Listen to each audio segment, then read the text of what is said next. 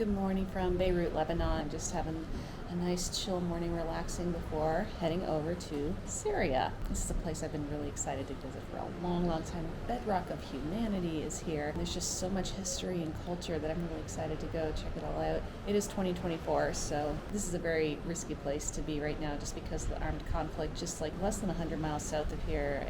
Obviously the conflict between Israel and Palestine is going on right now. Finally, probably about 5-ish years later, mostly because I couldn't get a visa, but now is the time to go see Syria. I'm feeling good about this. Right now I'm just enjoying, I don't even know if you can see it out here, but I mean, I've got a great view of the Mediterranean Ocean over here, and of course this awesome pool, but we don't have time for nice fancy pools. We're here to explore the off the beaten path country, so let's get at it. From Beirut, it's a 2 to 3 hour drive to the border, depending on how bad traffic is. You'll get to enjoy the beautiful mountainous Lebanese countryside before being transferred to a new driver at the Syrian border. The closer you get, you begin to see some of the slums that the refugees are living in, with rocks on top of their living structures, keeping the tarps and shanty coverings down. We've officially gotten across the Lebanese border, and now we're in the famous no man's land. It's about another 10-15 minutes until the Syrian border, so let's take a look at what we see here. Now we play the waiting game. For obvious reasons, I did not film myself waiting at the border crossing for over an hour for all my documents to be approved. But in the end, we made it. There it is, my stamp for Syria. It's still another long drive through the mountains down to Damascus. There's Damascus. And still takes about an hour or so to navigate traffic before finally arriving at your beautiful Damascus hotel. Safely in Damascus in my friggin' gorgeous hotel room here. The entry process actually was a lot simpler than I thought it was going to be. It required several checkpoints, which is to be expected. And then we had to go inside and wait for the visa, which was probably by and far the most expensive visa I've ever paid for, and it was more than I thought. I thought we were paying about $140 for a Syrian visa. It's $220, so oops. That was a little bit of a pricey mistake. But it's fine. And then we had to go to the other side and they had to stamp my passport because the hotels are going to need my stamp verifying that I'm legal to be here. A quick little room tour, and then we're going to go for a city tour of Damascus. As you can see, there's all sorts of little extras, nice wall decor, beautiful window treatments that make this a very comfortable and fancy room. I'm very happy with these. We are walking through the souk areas near the hotel in the heart of Damascus. Right away, there's all sorts of visually stunning art knickknacks everywhere. Like these special cookie molds. I'm told you put cookie dough in these molds and they yield beautiful cookies to celebrate the end of the Islamic holiday of Eid. We are at Souk Souria, and it has everything food and kitchen related. It smells amazing here. Spices and candies and teas. It smells so good here. Everywhere you look are the storefronts with beautifully crafted presentations of their goods.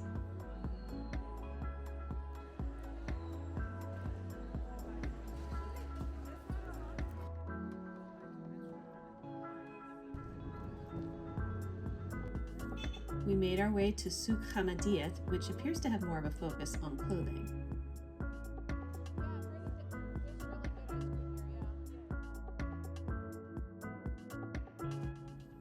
We made a stop at the Azim Palace to do some exploring, and I love the alternating black basalt and white limestones here. It's what I associate to be quintessential Syrian design. This was the home of the governor of Damascus during the 18th century, and it comes with an attached guest house that is equally as impressive. Everywhere you look is just visually stunning.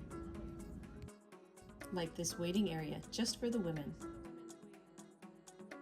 Or this family area with intricately detailed furniture.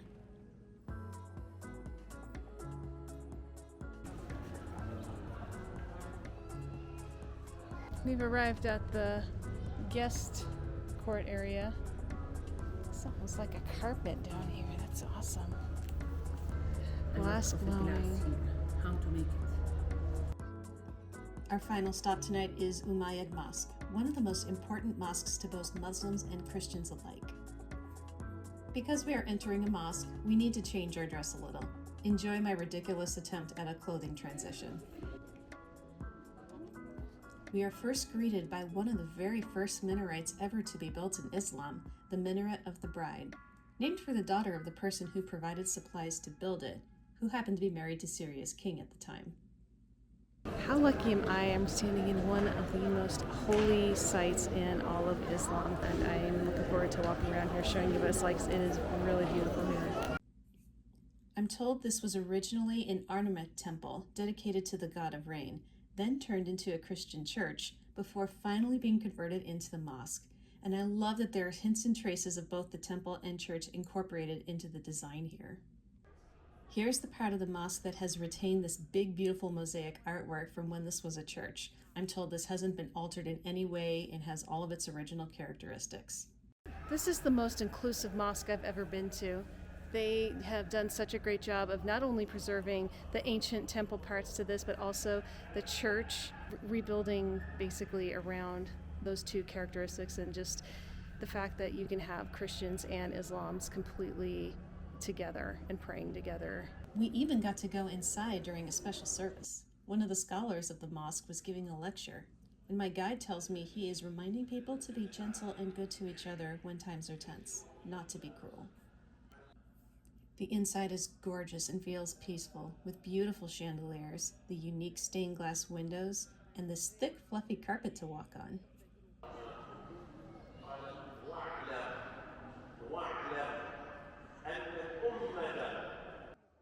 It was interesting to experience one of these talks, with my trusty guide translating for me, of course. That was pretty cool. Of all the mosques I've been to, that's just probably one of my top favorite ones. So much to see, so much history to learn, and again, very inclusive of several religions, which kind of goes against what I think mainstream media is trying to teach us, and it sends a really, really positive message.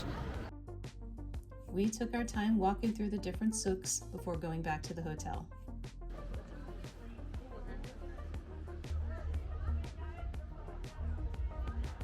Wow, this is not at all what I was expecting Syria to be. This is so much safer and livelier than I expected it.